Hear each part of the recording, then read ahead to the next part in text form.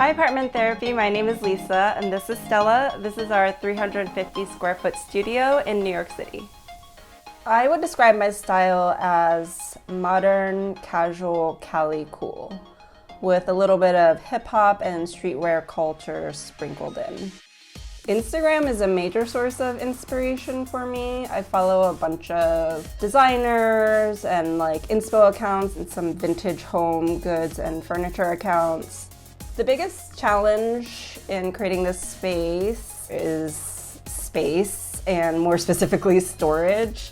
With a studio, when someone walks in your door, they see everything, right? So it's really about finding how to store your things while also concealing them, or maybe storing them and displaying them in a way that's creative. I installed these Ikea Vesta cabinets on the wall, and I put them up near the ceiling, and they're white, so they just kind of blend into the wall. This is my kitchen. It had always been kind of an eyesore in the apartment, and once we went into lockdown and I had to stare at it for hours, I decided to finally do something about it.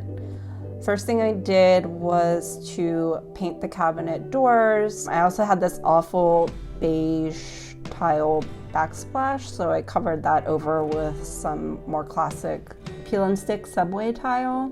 And then I covered the countertops in marble contact paper. So this is my bathroom. I added some removable molding to the door. It gives the door so much more character.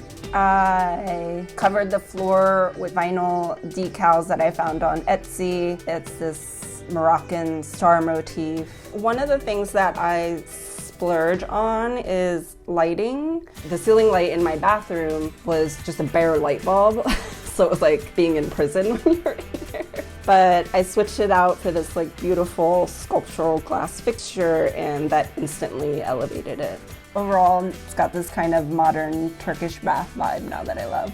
This is my dining room. I intentionally chose a counter height table for my dining table because counter space is so limited in my kitchen. I can easily use that space as extended workspace for when I'm cooking. Home for me is sanctuary. It's a space where you can feel calm, you can feel safe. It's about having a glass of wine and cooking, lighting a candle.